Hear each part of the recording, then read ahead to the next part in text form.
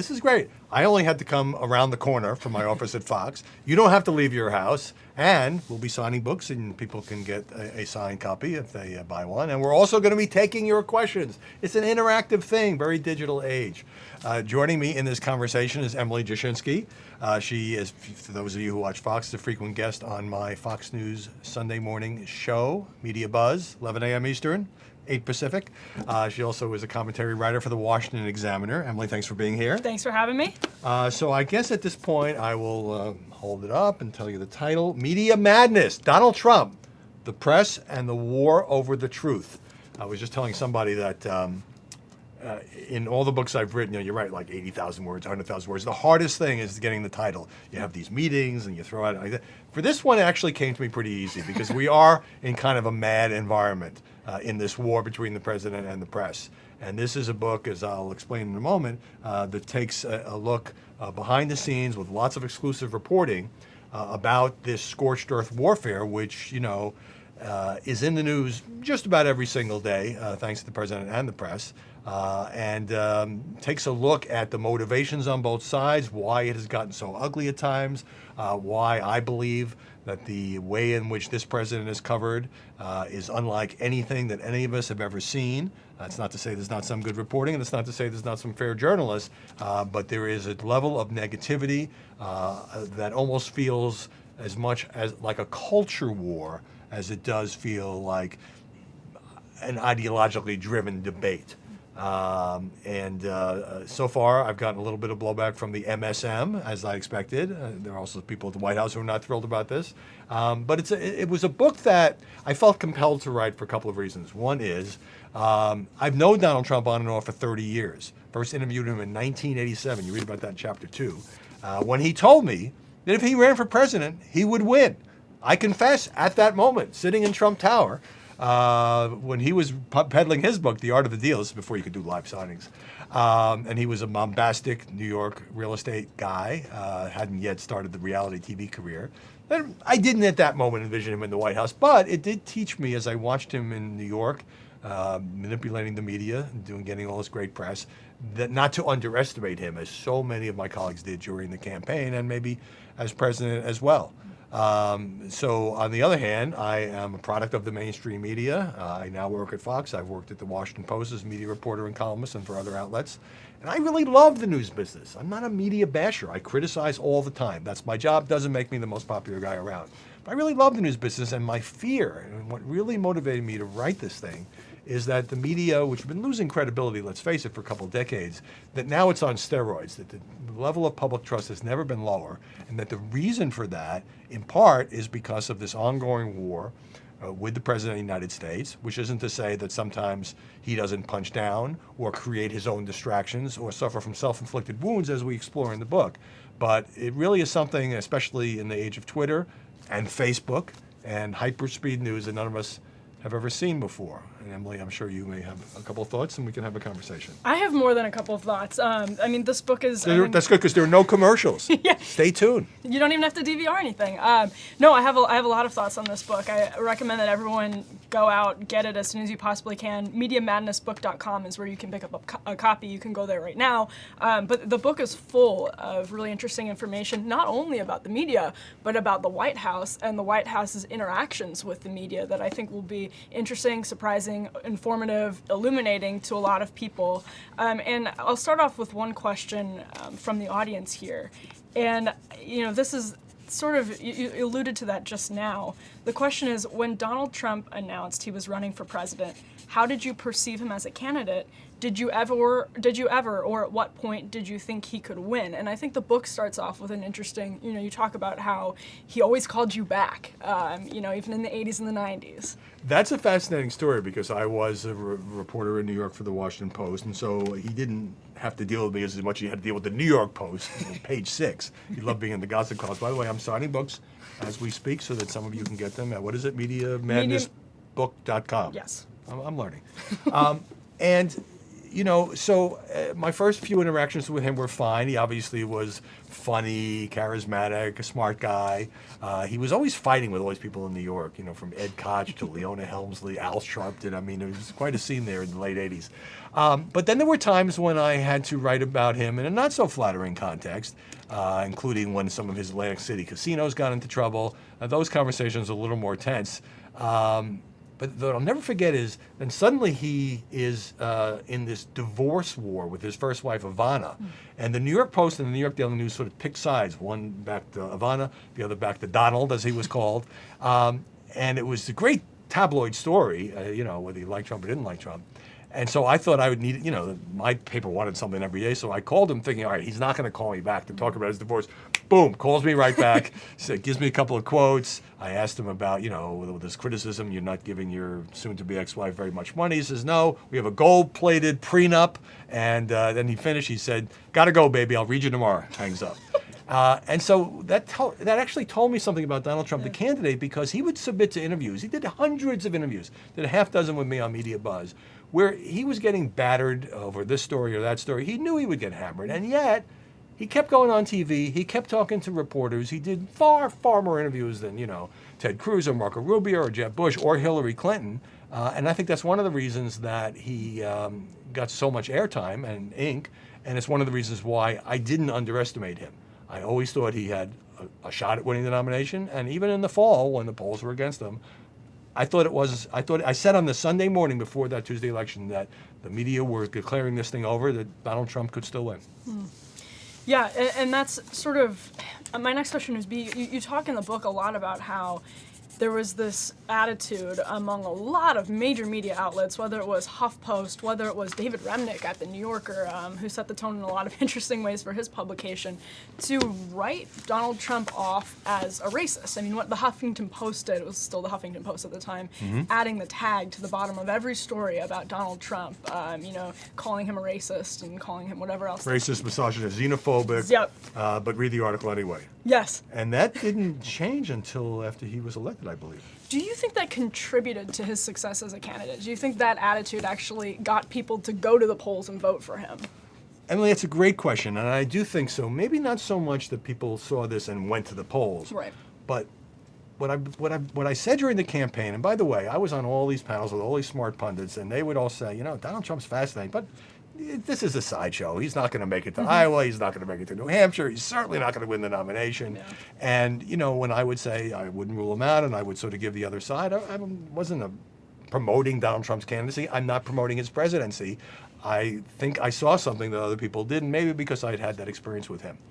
When Donald Trump gets buried by negative coverage, and this is true every day now as president, it actually helps him. And it helps him for two reasons, Emily. One is that, for one thing, people who are maybe open-minded toward his presidency see the incredible one-sidedness and the piling on. And this is not true of all journalists. There are fair reporters out there.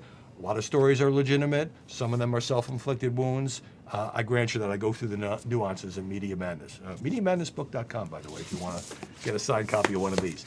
But the other reason is that there's 63 million Americans who voted for Donald Trump. Let's say that many of them are still enthusiastic about his presidency. When they see the piling on, not just about each incremental development in the Russia investigation, not just about his policies, which many in journalism may not like, about climate change or immigration in particular, or Obamacare.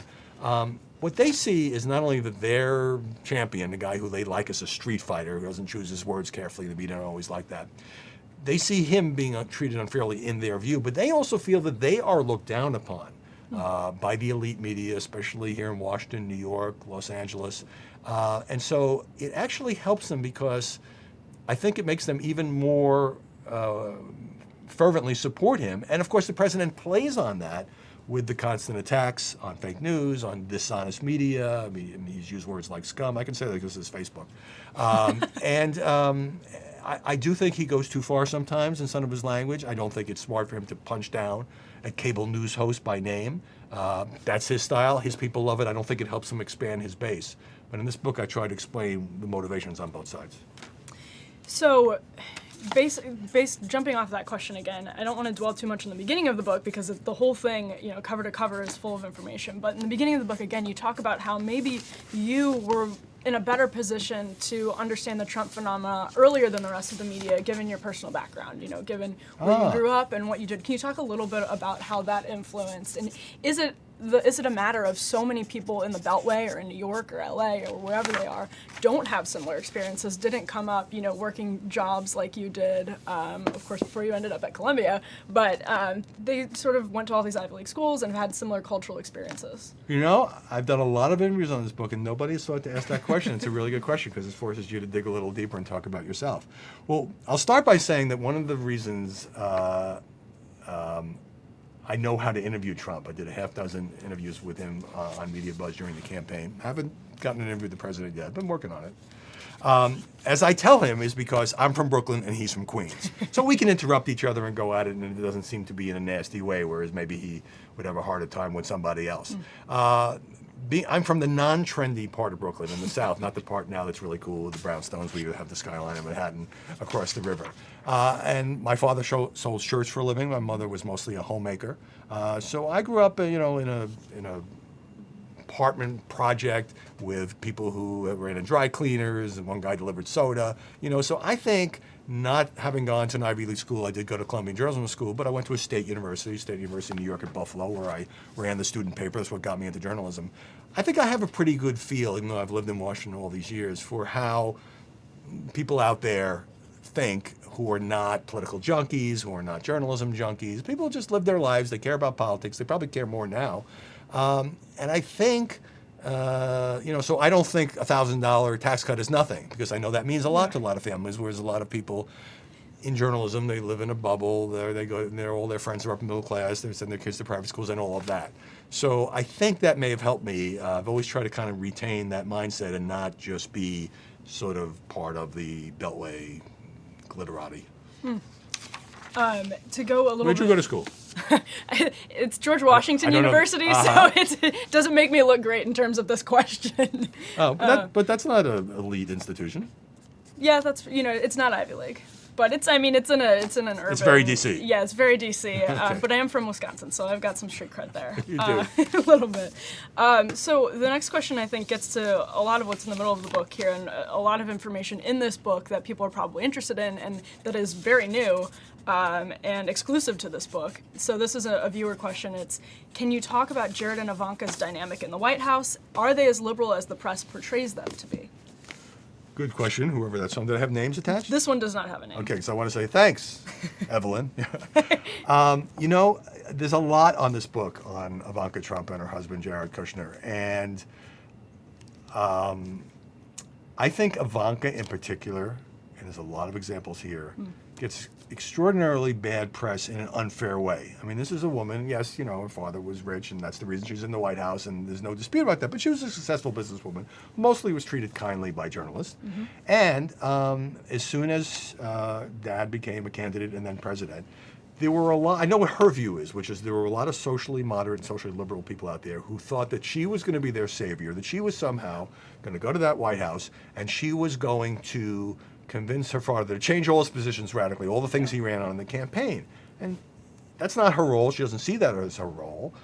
She has obviously tried to modify some positions. She cares about child care and family leave and things like that. But so when the climate change decision came down, for example, and the president pulled out of the Paris climate deal, a lot of media was like, Jared and Ivanka, the big losers on this. Well, privately, I can tell you, while certainly Ivanka considers herself an environmentalist, neither one of them was particularly in favor of staying in the Paris deal, because they thought it didn't really help the United States and it was kind of unfair. But there's so much abuse heaped on Ivanka. And here's another example from the book. There was a 2-day international uproar when she was at the G20 conference in Germany. And what people didn't know is that the president went to her and said, I have to leave for a few minutes, would you take my seat? And she said, no way.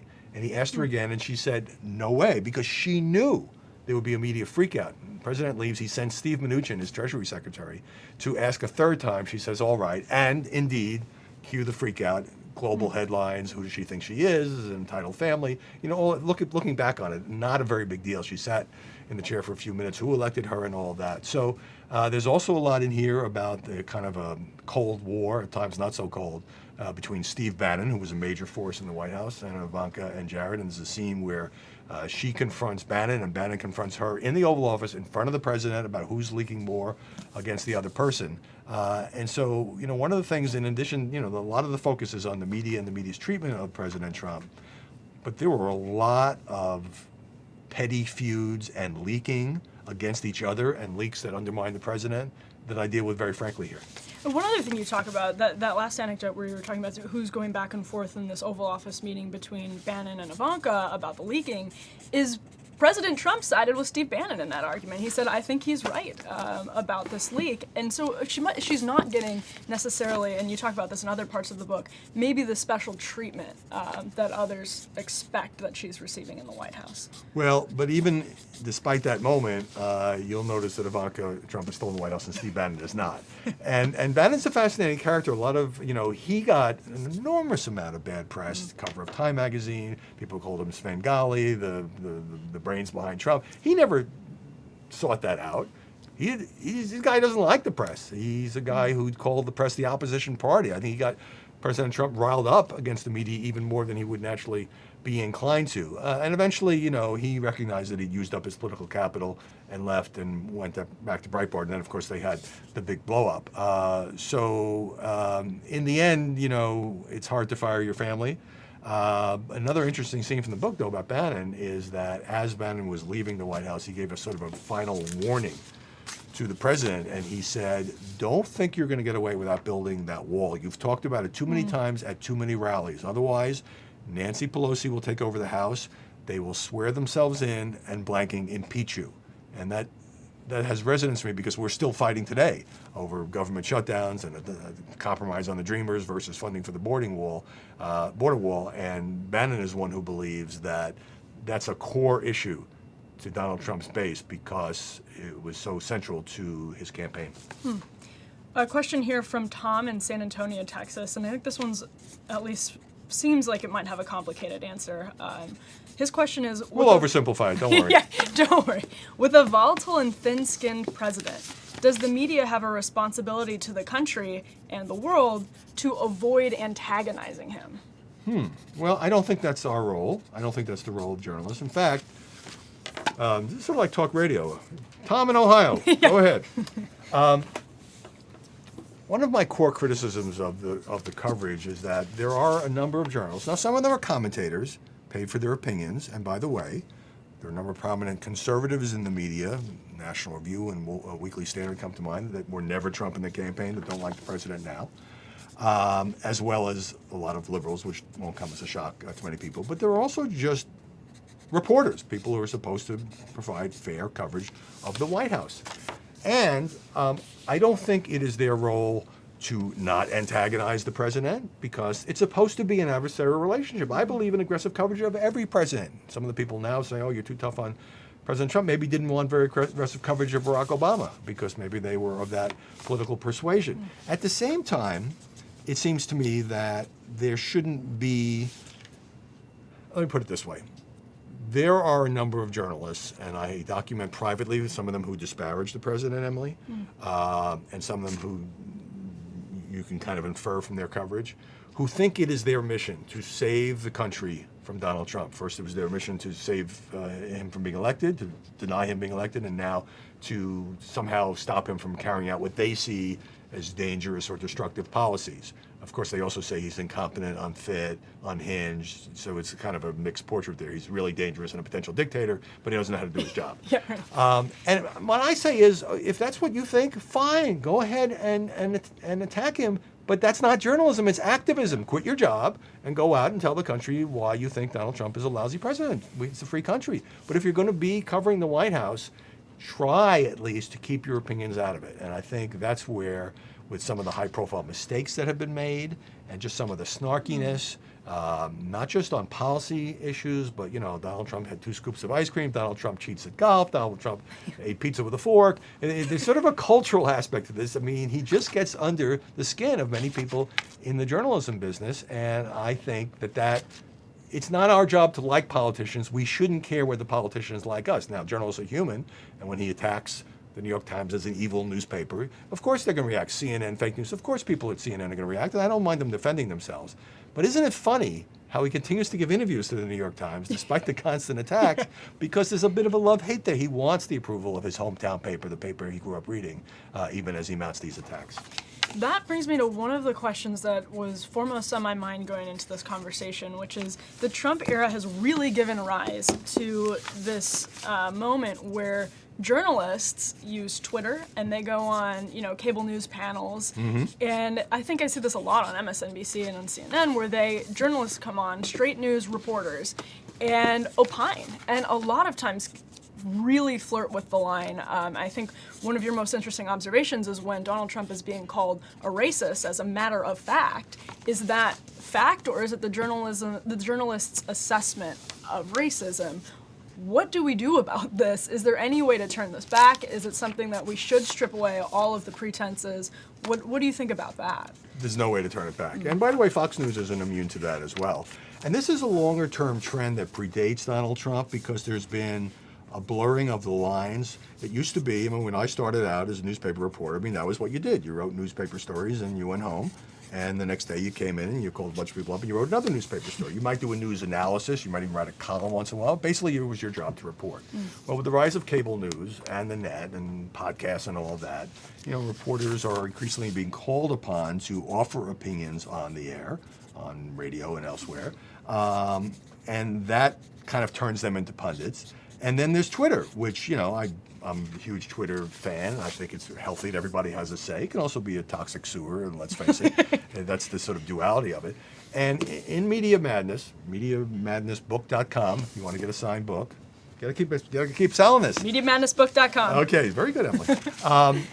For example, I go through some of the Twitter postings of a New York Times reporter named Glenn Thrush, who was covering the White House. And in one tweet, he said that the White House was dysfunctional and feral. So you get an idea that maybe he's not a big fan of the president's administration.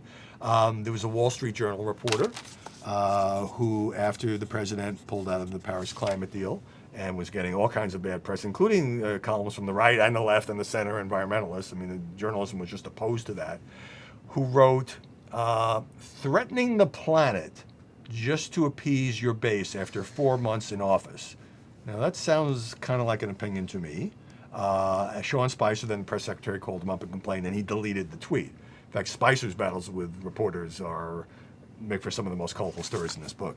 Yes, they do. And the other one that is in the book that is, I think, really fiery is the moment with Jonathan Martin of the New York Times and his conversation with an RNC aide, which is, I think, another great example of someone who's a straight news reporter really dipping into the waters of opinion. Yeah, well, Jonathan Martin is a respected reporter for the New York Times and pretty savvy. Yeah. But I report, based on now 4 first-hand sources, that during the campaign, in 2 different conversations with an RNC staffer, that he said that Donald Trump, then a candidate, was racist and fascist, and you, the staffer, are racist and fascist for supporting him. You're all complicit.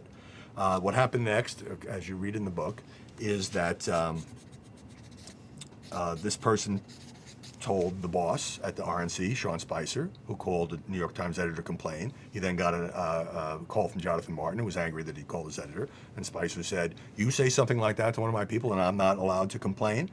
Now, Jonathan Martin didn't comment for the book. He has since denied this. He has said he can't imagine saying something like that.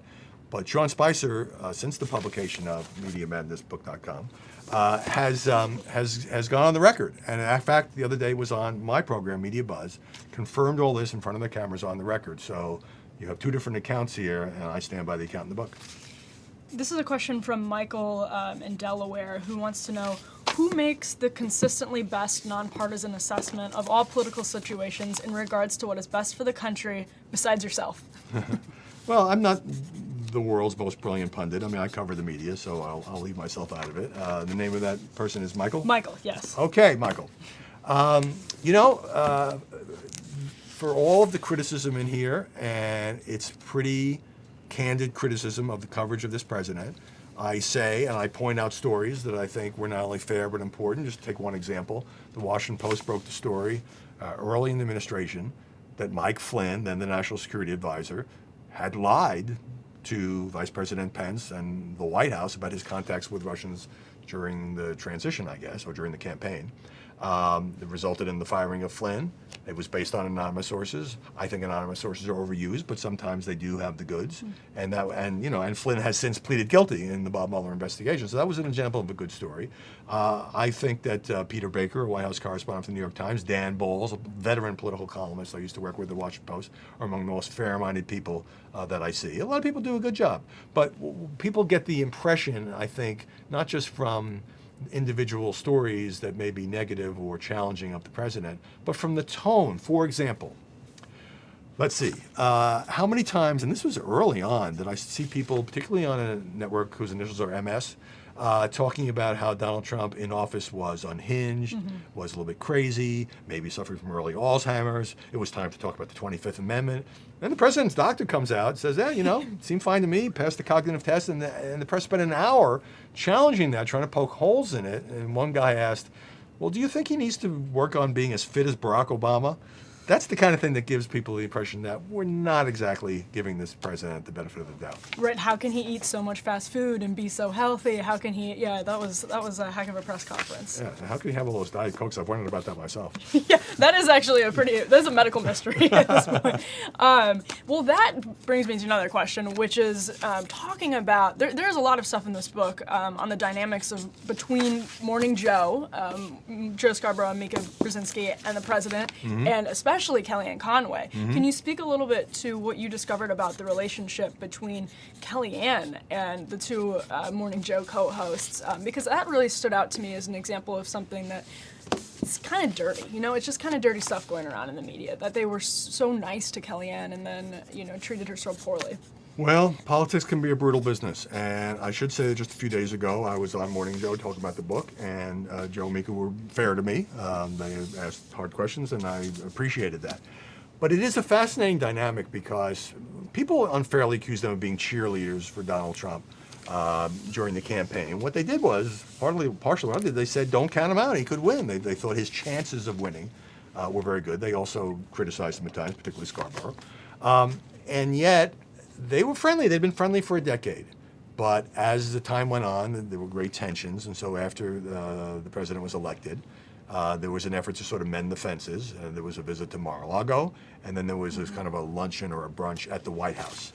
But once they kind of turned on Donald Trump as president, Kellyanne Conway, who they had a particularly friendly relationship, especially Mika. Mika Brzezinski and Kellyanne Conway would text back and forth, oh, let's get together, let's talk, you want to come to this bar, here's some advice, maybe you shouldn't go in the White House right now. And then one day they publicly banned Kellyanne Conway from Morning Joe and said, well, we think she has no credibility, she can't come on anymore. Now, Kellyanne Conway is a very effective spokeswoman as counselor to the president. She also made some mistakes, which I document in the book. But I know that she has felt betrayed not only by that duo, but by others, journalists who she's known for years, who she feels, because she worked for Donald Trump, are much harder on her. At the same time, the increasingly hostile relationship between the president and Joe Scarborough, former Republican congressman, is interesting because after that lunch at the White House, a couple days later, Scarborough, on his show, ripped Stephen Miller, the White House aide, who one of his issues is immigration, said he shouldn't even be in the White House and he's too young, and et cetera. Kellyanne went to the president and said, I just want you to know that Joe Scarborough, called out Miller by name.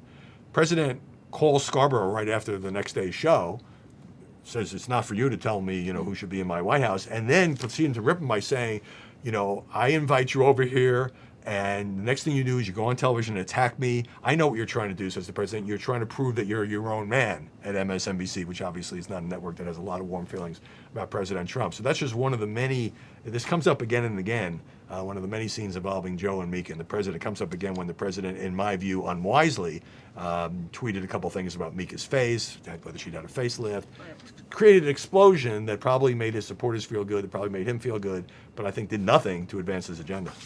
All of this paints a picture of a president who really, and he probably would be open about this, is obsessed with the media. He obsessively consumes media, it seems. He is so interested that he calls up cable news hosts personally to tell them what they can and cannot say, whether it's Joe Scarborough. Is that a benefit for him? Does that help his presidency? Do you think it's a distraction? Do you think people in the White House see it as a distraction? I know people in the White House see it as a distraction. I mean, they don't mind that the president pushes back against the media in general. And by the way, there's a lot of journalists complaining about this, but he has every right to do that. He has First Amendment rights too. He often views himself as counterpunching. On the other hand, he can't mention the letter of CNN without calling it a fake news network, which I think goes a little far, whether you're a fan of CNN's coverage or not. Certainly in prime time, the panels on CNN are pretty much tilted against the president. I think what I say about that is this, Emily.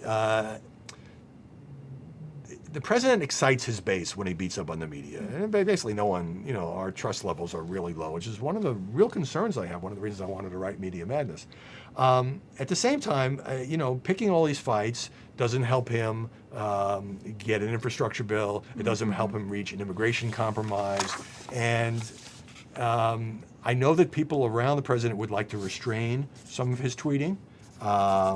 A couple have tried. They are notably unsuccessful. A lot of people thought, well, General Kelly was going to be able to do that. He hasn't tried to restrain the tweeting, but that hasn't worked either. And so, on balance, I think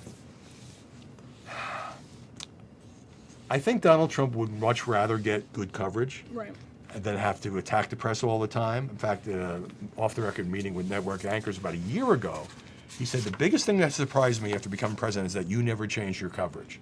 He told me in an interview that he thinks some of these commentators just have hatred for him. He used that word, hatred.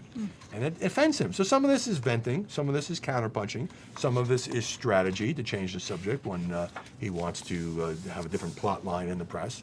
But it almost is like, it's almost as if that both sides are now so dug in. The press is a very big fat target for the president, and he can dismiss any unfavorable story as fake news. And the news organizations, Emily, are making money. CNN's ratings are up, MSNBC's ratings are up, as well as Fox News being number one. New York Times digital subscriptions are soaring. So they have kind of turned the Trump presidency into gold, but I think at the price, all too often, of basic fairness. I think it seems really the central observation of this book, from my perspective, was this phenomena you identify as Trump trauma among the press. We need that to catch on. Trump trauma. Trump trauma. In MediaMadnessBook.com, you can learn all about Trump trauma. I'm signing books for you right now and doing a good job. Check it out. Go to the website. So Trump trauma. Talk about that, because that drives so much of the book. That really seems to be the underlying attitude that causes so much of the problems. Just tell us how you define Trump trauma. Well, Trump trauma, is my shorthand phrase for a gut feeling that President Trump is not only somehow unfit for the office. By the way, he won more electoral votes. That's how it works. Managed to win the campaign against Hillary Clinton. But that too many people in my business, in our business, have been sort of traumatized by his style. So a lot of what the churning that goes on in the coverage is about, well, no president has ever done that. Well, he shattered the norms. Well, he's not being diplomatic. He shouldn't be taunting Kim Jong-un, that sort of thing. It's not that there's nothing to some of this criticism. He does conduct himself in a way that no previous president has. He does say and tweet things without checking them. Sometimes those are wrong or exaggerated. I have no problem with the press pointing out the reality. He had a very large State of the Union audience. He didn't have the biggest ever. There were 3 other presidents who had more. So I think Trump trauma is just has got. There's a line that Jared Kushner has when people say, your father-in-law is unhinged. He says, no, he makes other people unhinged. Yeah. But on the other side is this other phrase that I didn't coin. It comes from some of his closest advisors, and that's defiance disorder. And what that means is that when all of the political advisors, or most of them, are telling the president, don't do this, it's political suicide, you don't want to do this, he does it because nobody tells Donald Trump what to do. He was the CEO. He won the presidency when all the geniuses said he could not. And so sometimes then he leaves them with the mess of scrambling to explain this tweet, that attack, this assertion that may not have much in the way of facts to back it up. So you have Trump trauma on one side, defiance disorder on the other, And that's why, you know, this guy just makes news 24/7. To hone in on the State of the Union tweet, because I think that's an instructive example, is it that the press is not just saying, hey, this is wrong, but they're doing it with a sense of hysteria? I think there's a lot of overreaction. What I like to say about the coverage of Trump is that if everything is an 11, nothing is an 11. Some of the stories about the Russian investigation that he calls fake news are legitimate. There's a special counsel investigation. There have been indictments and guilty pleas. There was that meeting with Donald Trump Jr. and the Russians where there was at least attempted collusion, but by and large, there is no evidence of collusion after about a year. But each incremental development, like, you know, there would be stories like Mike Pence hired a lawyer, or this one hired a lawyer. Well, yeah, that's what you do when you're going in for a deposition with federal prosecutors. So I think a lot of it is overheated, and there is sort of a quick movement from, President said this and it was wrong to, this is a president who lies all the time. The New York Times had this like long list of like 100 or 1,000, I don't know, things that Donald Trump said to life. One of them was sort of like, he said he was on the cover of Time magazine 14 times and it was always 11. You know, that level doesn't really excite me. Right. I'll take a question here from my neck of the woods. Robert from West Dallas, Wisconsin wants to know, how do you like working for my favorite TV station, Fox News? And then I'll add a caveat to that, asking a network that you know the president is paying close attention to. It's an interesting situation for Fox, especially Fox and Friends, which is a morning show, as many of you may know, that President Donald Trump went on for a decade before he even got into politics. So obviously it's a show that's sympathetic to him. He has fierce defenders, particularly on the opinion shows, and most especially Sean Hannity. And when I tell people, you know, because I critique Fox in this book as well, whereas I think that some of the commentators on the left have gone way too far in their language, and they're entitled to their opinions, in their language against this president. Some of the attacks on the FBI and the DOJ, trying to sort of undermine the Mueller investigation, is not something that I would say. But what too many people do, I actually said this to Joe Scarborough on the end, they say, well, Fox says the FBI is out of control. Well, no, it's not Fox as a network. It's certain Fox commentators who you are free to agree with or disagree with. Fox also has a news division. I am part of it. So is Bret Baier. So is Chris Wallace. So is Ed Henry. I mean, there's a whole team of people. We may not always get it right, but we try to cover the president fairly. Now, a Harvard study had Bret Baier's special report at about even on the coverage of President Trump. It's like 52-48. Whereas CNN and CBS, I think, were 90+% negative. So there's some little imbalance there. Sure. As someone who just wrote a book about the Trump administration, this is probably a question you're in a good position to answer. I have to have a Marco Rubio moment here. I've been talking a long time. Better than having a Joe Kennedy moment. Fair enough. What was your opinion of the Fire and Fury book? I am just going to talk about my book by saying, because look, I've known Michael Wolff a long time. He's been a very controversial character for a long time. There have been complaints about his journalism for a long time. What I will say is everything in this book was checked and double-checked. There are things that I took out of this book because they were disputed, because I couldn't confirm them. I'm an old-fashioned newspaper reporter. I've tried to stick to the facts here. If I say there was a conversation in the room, I've got somebody with first-hand knowledge. And I think that served me well. It's why just today I saw a review in Publishers Weekly which said this was an even-handed book that was tough on both sides. Now when I do that, and I get this on Fox all the time, you know, I go on, I say X about Donald Trump and the coverage.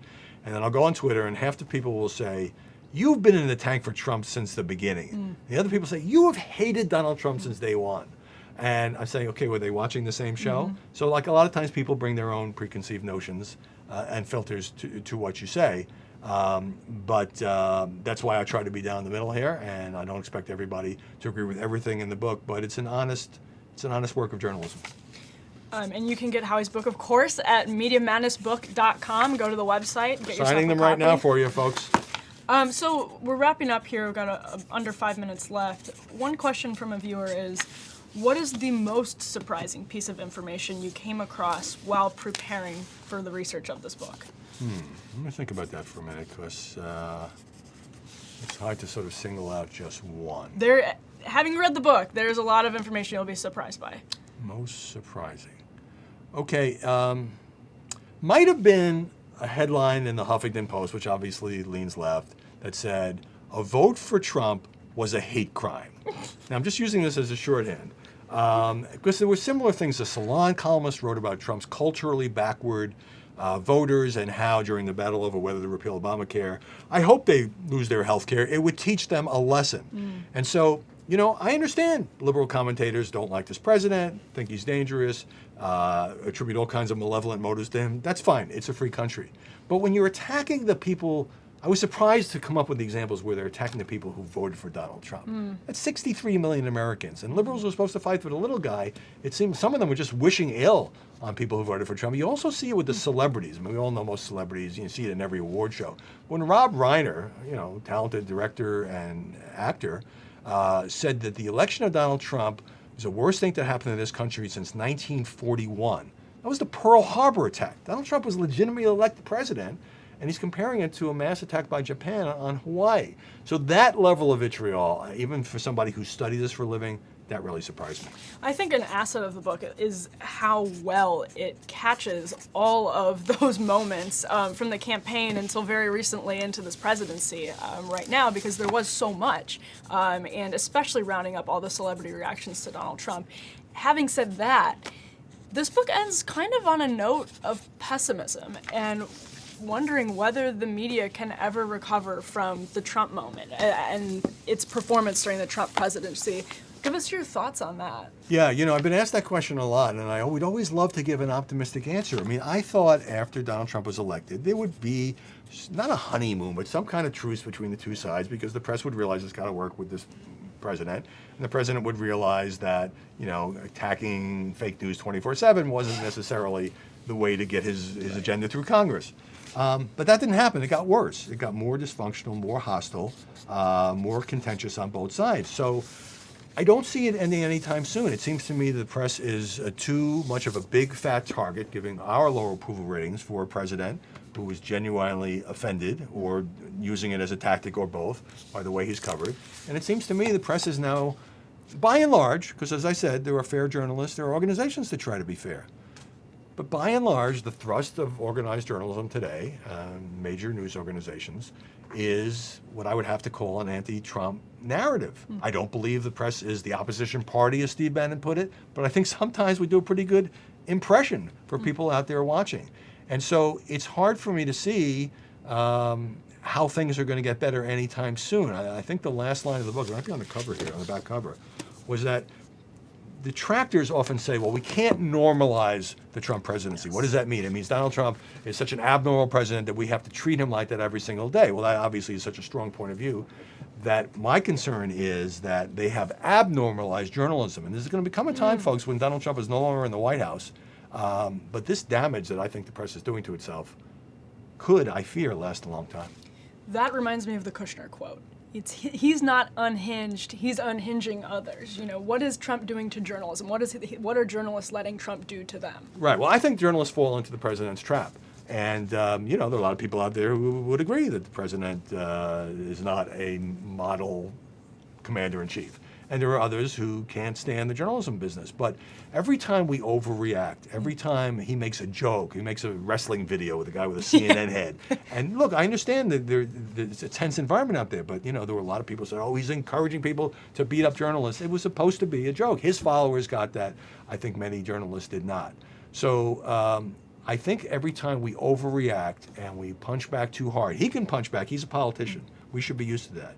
If we punch back too hard and it looks like we have an agenda, then I think you start to really, and we are really, eroding the trust that journalism needs to be perceived as a fair arbiter. And maybe things will get better in the future. I really hope so, but at the moment, it's hard to see that.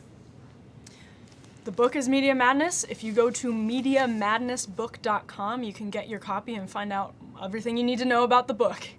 Now we have to go to commercial. No, that's only on TV. Thanks for tuning in, folks. I'll sign a few more books for you. Appreciate you watching.